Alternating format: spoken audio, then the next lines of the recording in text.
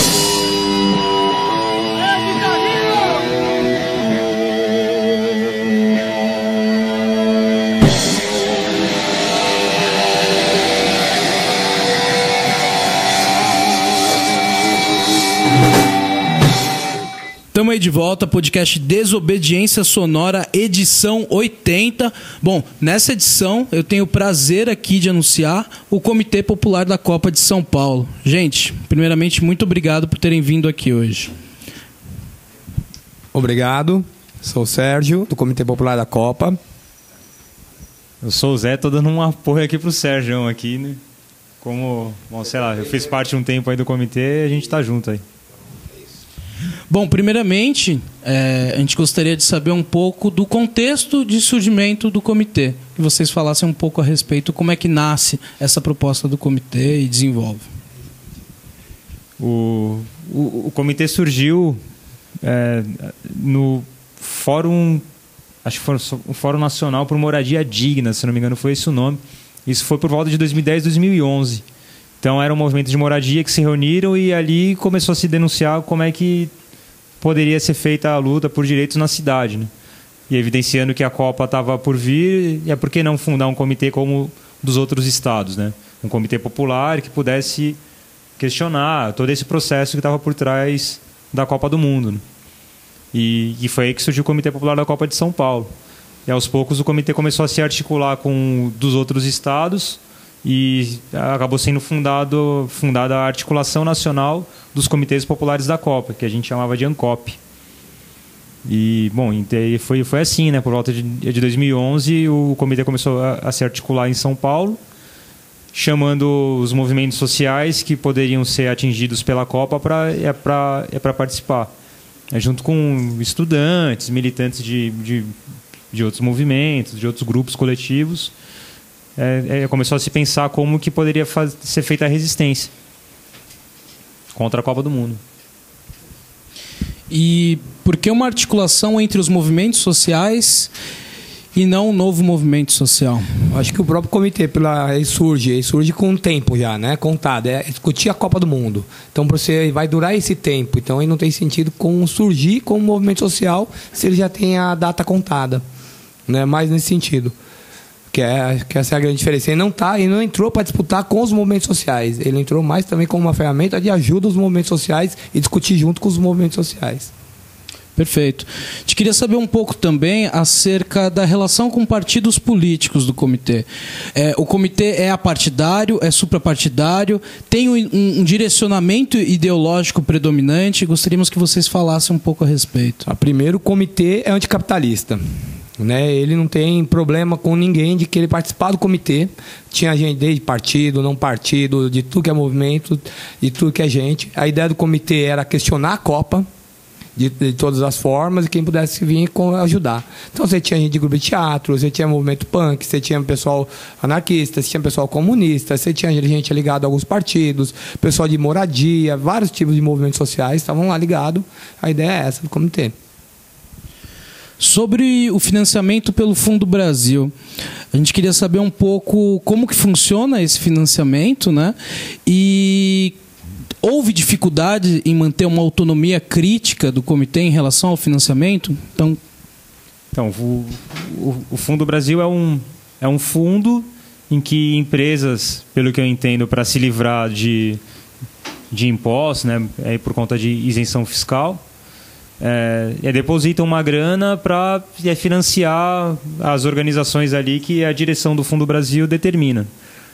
O Fundo Brasil abre alguns editais e as ONGs, os grupos, os coletivos interessados se inscrevem para poder concorrer. Na época em que o comitê se inscreveu nos 2 editais, tinha os dois tinham um objetivo e um tema muito claro. Para organizações e movimentos sociais que estavam se organizando frente aos mega eventos.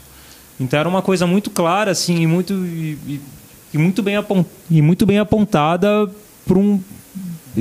para a Copa do Mundo, para as Olimpíadas, para a época era a Expo 2020 em São Paulo, que são esses grandes movimentos aí do capital para articular as cidades em torno dos grandes empresários e das grandes empresas. A gente nunca teve problema com o Fundo Brasil e com a autonomia, porque era uma das exigências, assim, nem era uma exigência, era uma solicitação, algo que o pessoal pedia para a gente, era não colocar o nome do Fundo Brasil em lugar nenhum, assim, a gente não precisava, de maneira alguma, relacionar as nossas ações ao Fundo Brasil. A gente tinha total autonomia para lidar com a grana que vinha desses editais. Então, nenhum rabo preso assim, com o Fundo Brasil. Vocês falaram agora há pouco sobre o comitê nascer já com prazo para terminar. A Copa já foi. Como que se configura hoje o Comitê Popular da Copa 2015? Então, hoje o comitê ele está numa fase, nós estamos para entregar o relatório, né, que é da Copa, nossa análise. E agora nós estamos assim, numa fase de discussão, né? O que vai acontecer com o comitê? Se ele vai continuar, se vai ter outro nome ou não, se ele vai virar um movimento de ação direta, o que ele vai ser ainda está sendo discutido. Né? A ideia também é tentar manter algumas pessoas, tentar usar essa coisa que o comitê tinha, da ligação com os movimentos sociais, com a ligação com grupos de teatro, e tentar usar trabalho lúdico, é uma coisa que o comitê fez muito tempo nessa história. Trabalhar com a questão lúdica, com formação, com outras coisas, mas trabalhando assim, junto com outros movimentos, não ser um movimento, né? A parte, nós vamos fazer grandes atos. Não, a ideia é começar a construir com outros movimentos que tem uma coisa básica, principal, todos têm que ser anticapitalistas, aí nós estamos juntos. A ideia é essa. Perfeito. E Novamente nesse sentido de resgate das atividades do comitê, já que você já deu um panorama do como que se configura atualmente, a gente queria que vocês falassem um pouco acerca da experiência da Copa Rebelde. Como é que foi isso? Como que se desenrolou? Olha, essa foi, acho que, as experiências mais prazerosas, mais gostosas que eu vi que o comitê fez. Primeiro, ele conseguiu, né, além de se usar a questão do campo lá na Luz, né, de discutir o espaço que está lá, para quem que é esse espaço, né? E a outra coisa é você conseguir unir vários movimentos sociais que dificilmente tem tempo para conversar. Você tem 1 dia, 2 dias de conversa, troca de bola, de confraternização, que é uma coisa rara isso hoje, né? E essa coisa de ter trazido os movimentos sociais, ter ficado 1 dia inteiro trocando, jogando bola, conversando, bebendo, fazendo 1000 atividades, eu acho que é a melhor coisa, foi o maior ganho que eu acho que o comitê tem, foi isso. É como trazer os movimentos para conversar com eles mesmos, que eles não estavam acostumados. Os movimentos não se conversam entre si. E aí, a partir que você consegue trazer isso, eu acho que é a grande tiro certeiro que o comitê deu em todas as formas. A organização sempre para fazer a Copa Rebelde foi sempre com pouca gente, assim, mas era porrada. Uma adrenalina muito louca, você chegar 1 dia antes e capinar aquele campo cheio de lixo, entulho e fazer. No outro dia você está pilhado, chega e vai, aparece 500 pessoas, 600 pessoas ligado de gente de movimentos sociais. Acho que vale a pena em tudo. É cansativo, mas é prazeroso em toda forma. E foi discutido as reuniões, por exemplo, a Copa Rebelde, toda a construção dela foi feita em reuniões abertas, chamando os movimentos sociais para discutir a temática, como ia ser feito, as regras. Então, não foi uma coisa imposta do comitê. Toda a discussão foi feita através de reuniões abertas. Então, assim, como vai ser a regra do futebol? O que nós vamos querer? Como vai ser feito? Como vai ser construído? Foi uma construção em várias reuniões. Né? Teve reuniões muito grandes, então foi discutindo, até chegar num senso comum, e aí se usou a regra. Então, o comitê ele sempre teve isso, desde o início. A construção junta, né? Nunca só o comitê. O comitê não fazia nada sozinho. Né? Por isso que assim, a ideia também é um comitê que tem os movimentos sociais juntos. Então, para estar junto, tem que estar junto também na construção. E reuniões abertas. Sempre foi com reuniões abertas, chamando... E aí cada um falava e fazia os convites para os times para ir participar. A ideia também da Copa Rebelde tem uma questão bem interessante, que é a questão de gênero, sempre questionando isso. Então, assim, de preferência, os times terem misturas, homem, mulheres, trans, ter tudo ali, os times não ser só hétero, então assim, e a pessoa também, não simplesmente colocar a pessoa por colocar, né? Até questionar isso, questionar o machismo e ver que o futebol também é uma forma de você romper com isso. É por isso que a gente se utilizou dele. Vou fazer uma pequena pausa aqui pra gente rolar um som, daqui a pouco estamos de volta. Valeu!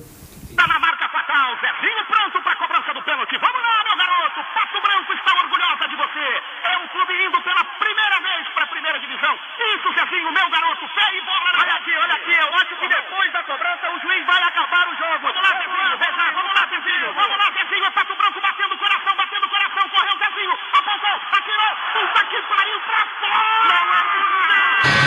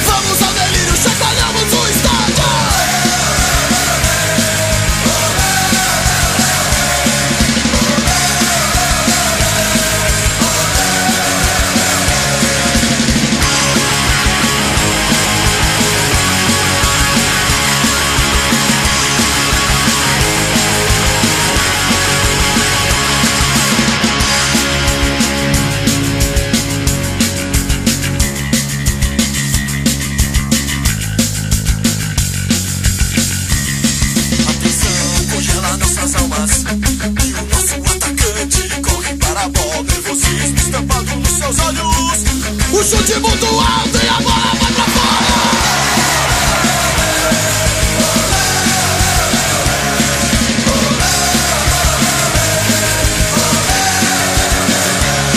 O empate não é nosso resultado. Um pênalti perdido, lá se vai o campeonato. A raiva nos toma o coração. Queremos quebrar tudo, beber é opção.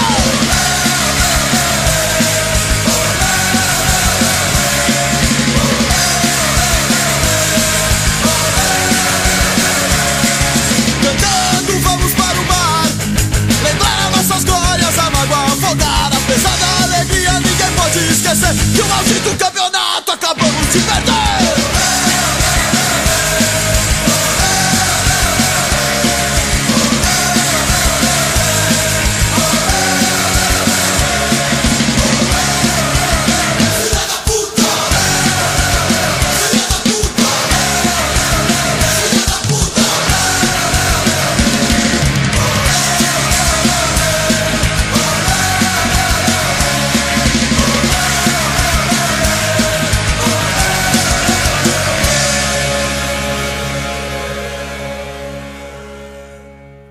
Estamos aí de volta. Bom, queria que você falasse um pouco a respeito do 15M e a atuação também posterior do comitê em relação a freato de rua. Tem uma relação incisiva com o 15M? Enfim, explanasse um pouco a respeito. Vamos já pegar assim, de cara, né? Tem sim uma ligação direta com o 15M. Né? A construção do 15M também se deu de uma maneira interessante, foi aberta, foi uma construção gigante que a gente fez. O 15M, muita gente fala assim, né? Foi um ato que deu errado. Nós não analisamos assim que deu errado, porque primeiro foram 2 horas de concentração, né? Isso, 2 horas de concentração bem animada, com ações, com teatro, com várias intervenções de grafite, teatro, teve a Tropa do Chute, que a gente criou a Tropa do Chute, que ficou lá brincando com as bolas. Então, assim, o 15M foi um ato vitorioso, né?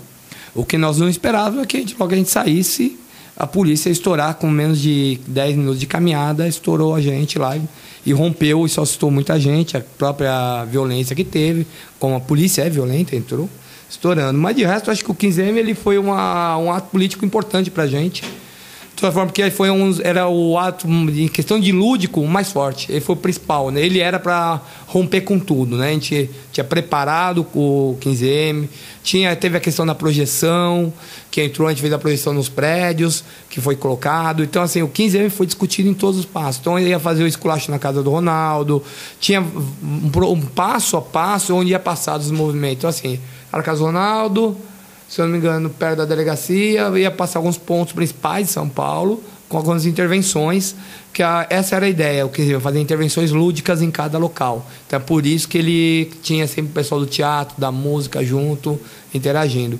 O triste é que a gente não conseguiu começar o ato direito, não deu nem para curtir direito, assim, curtiu as 2 horas, mas quando ele começou a caminhada, que era a ideia de chegar no nosso objetivo, não deu. Mas ele foi uma coisa importante. Mas esse rompimento aconteceu, né? Porque o trajeto nosso não tinha sido divulgado para a mídia. Quem sabia o trajeto éramos nós. A polícia já sabia todo o nosso trajeto. E como sabia o nosso trajeto? Só sabe porque alguém falou. E isso foi uma coisa que assustou um pouco. Aí nós nos reunimos e resolvemos até nessa época fechar um pouco a porta do comitê e tentar descobrir o que estava acontecendo, se reunir para poder ter força para a Copa do Mundo, né? Essa é a principal coisa do comitê, foi isso, realmente aquele 15M deu aquela fechada, foi quando a gente fechou as portas um pouco e nos centramos entre nós para descobrir e discutir novas táticas também e ver como ia voltar para as ruas. Essa foi a principal parte assim da relação ao 15M. Em relação à movimentação intitulada Não Vai Ter Copa, o comitê teve alguma relação com essa movimentação? Fazia atividades em conjunto? Como é que se dava esse cenário? O comitê teve no início, mas depois não. E aí depois eram coisas completamente distintas, de pensamentos distintos, de como trabalhava e de como pensava sobre Copa.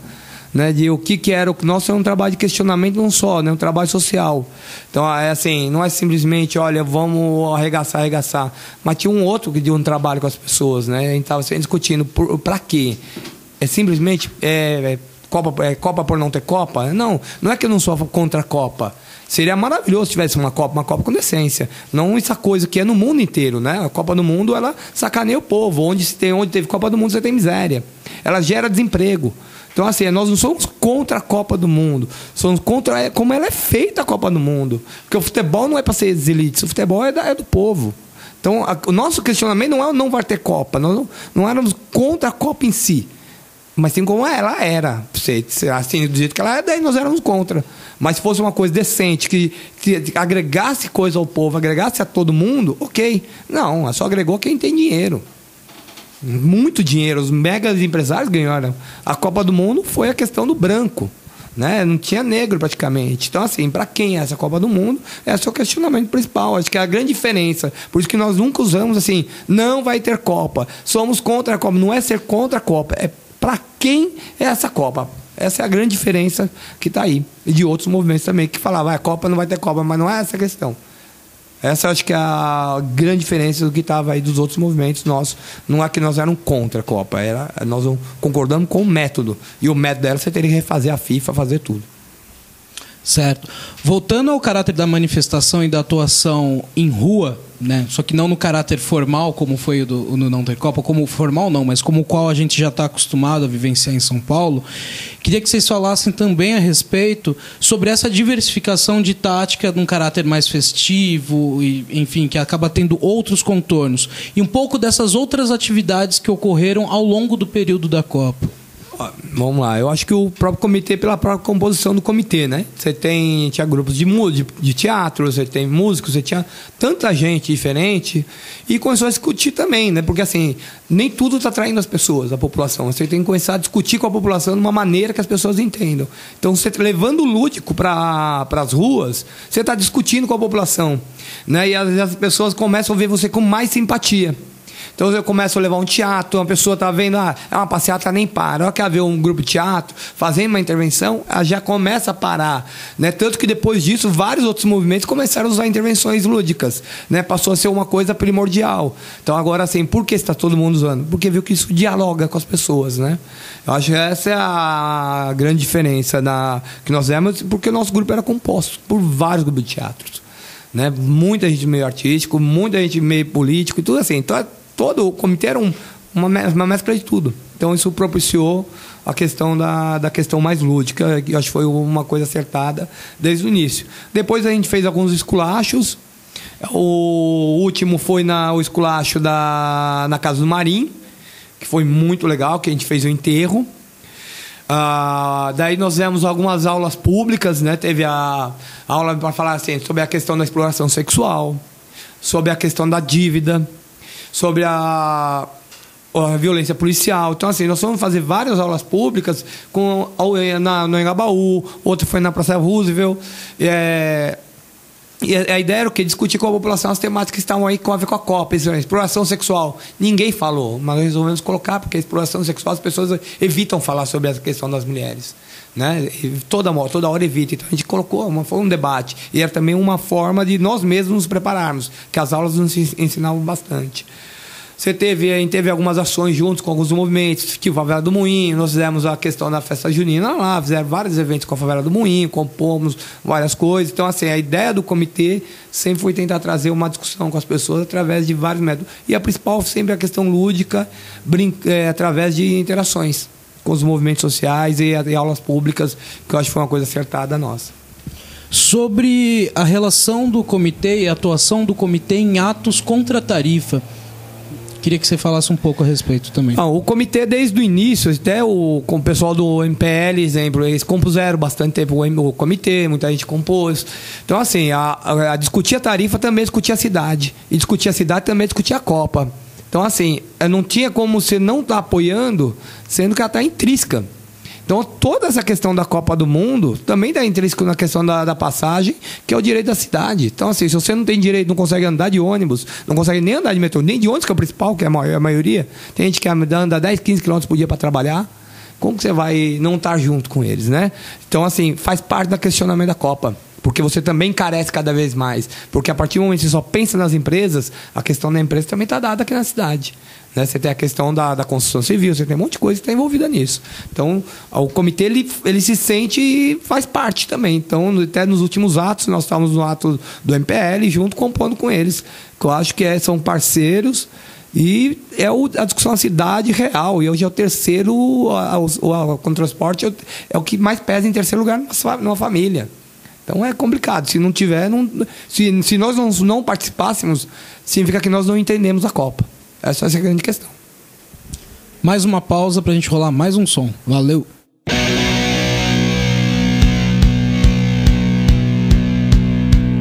Come on, come on! Come on, come on! Come on, come on! Antifa! Hooligans! Come on, come on! Come on, come on! Come on, come on! Antifa!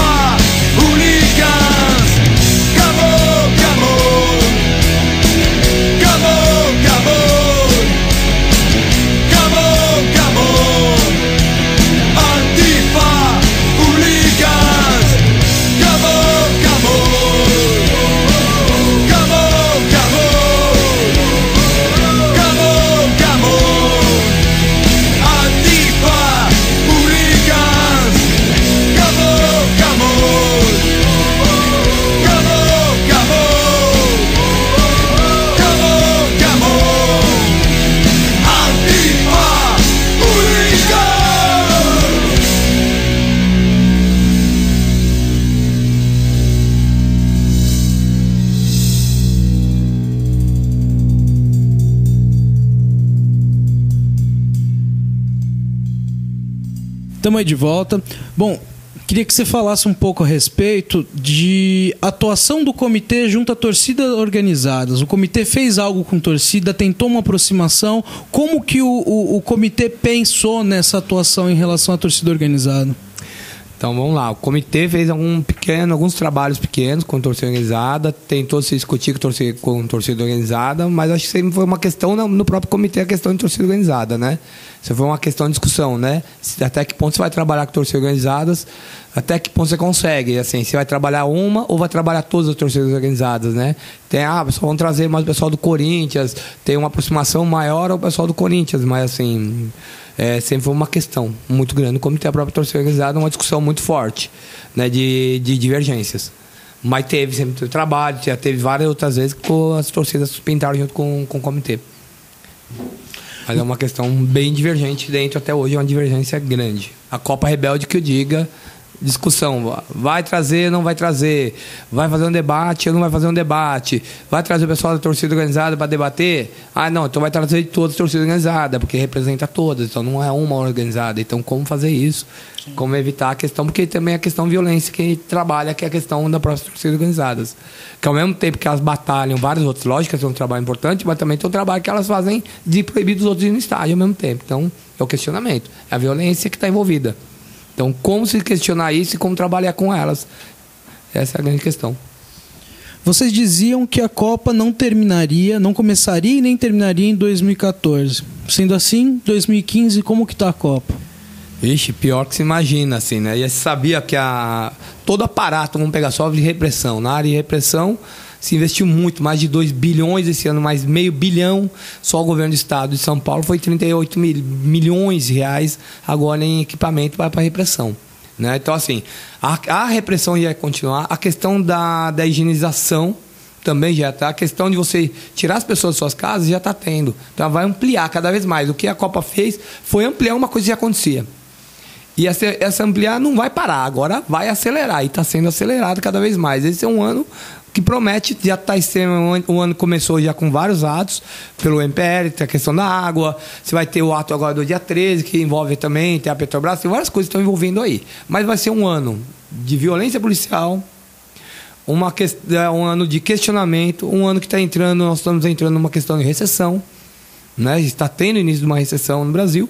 Então, assim, é uma discussão, a pauta. Mas o que vai segurar essa recessão que tiver aí? É a violência policial. O aparato está aí para nos tirar. Assim, as reintegrações de posse, está tendo várias reintegrações de posse. Só no mês da Copa foram 20 reintegrações de posse.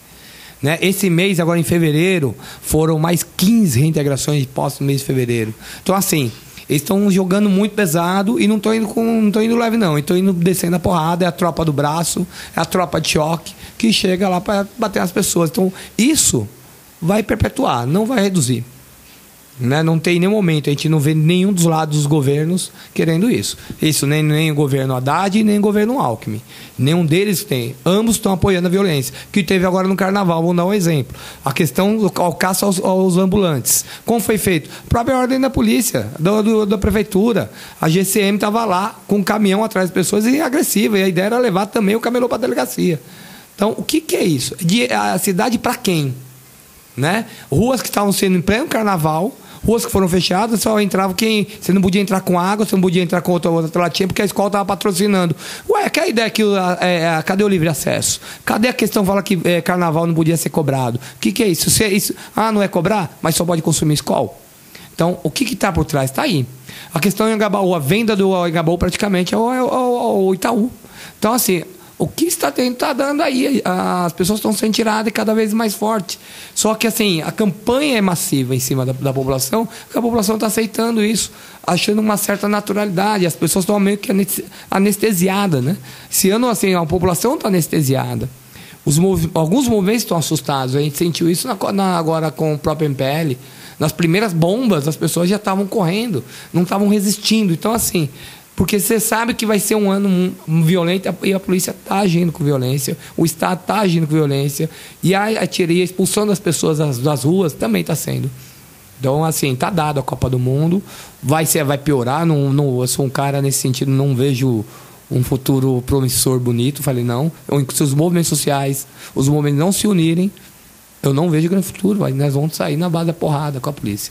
Não vai ter jeito com o Estado e vão ter que ir, que é o que está acontecendo todo dia. É a Cracolândia, que é a expulsão das pessoas. Isso é tudo efeito da Copa. Tem a questão agora das Olimpíadas que está aí. Então, assim, o que é que nós esperamos? Não é grande coisa. Tu citou a situação econômica brasileira, né? Vocês acreditam que a atual conjuntura econômica ela tem muito a ver em relação à Copa do Mundo? A atual conjuntura em ver a Copa do Mundo depende de que ponto, né? Assim, a partir que você vamos pegar um ponto, você pode ter assim a questão para quem você está doando as coisas. A conjuntura não é à toa, né? A questão da Petrobras, o que está por trás da Petrobras? A questão dos Estados Unidos, a questão do petróleo, da luta pelo petróleo. Então agora não, você vai ter que dar coisas da Petrobras. Então a ideia da Copa do Mundo foi feito já isso, né? Já deu tudo, né? Foi dinheiro público que deu de graça para os terrenos, para as empresas, para as empreiteiras, para a FIFA, para todo mundo. Eles ganharam dinheiro da pau.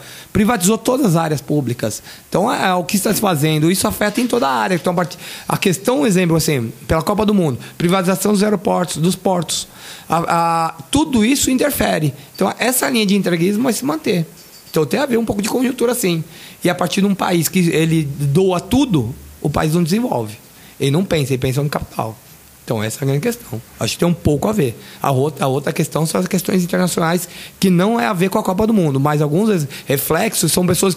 Muitas empresas que estão ligadas na Copa do Mundo são as mesmas empresas que estão ligadas à crise mundial, que estão nos seus interesses aqui. Que a questão principal hoje é a guerra do petróleo. A questão da água está dada aí.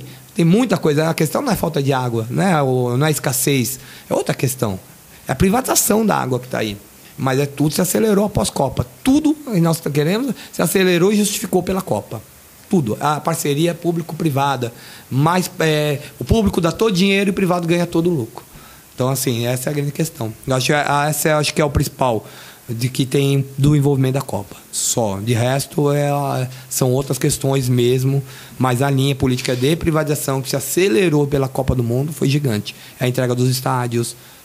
Foi tudo privatizado. E aí, parceria privada, eles deram só 6%, o resto foi tudo para o Estado e venderam a preço de banana. Então, tá aí. É o que estamos fazendo agora com a Petrobras. Tá aí, já está para vender várias partes dela. 23 bilhões da Petrobras sendo vendida.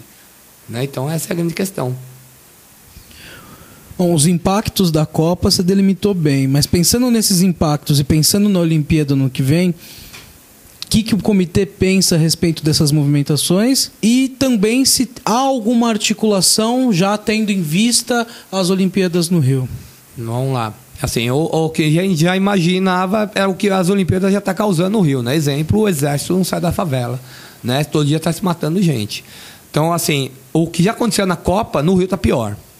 Porque você teve as Olimpíadas lá. Você está tendo as Olimpíadas. Então, você está tendo já a exclusão social, a limpeza, a higienização, está tudo lá.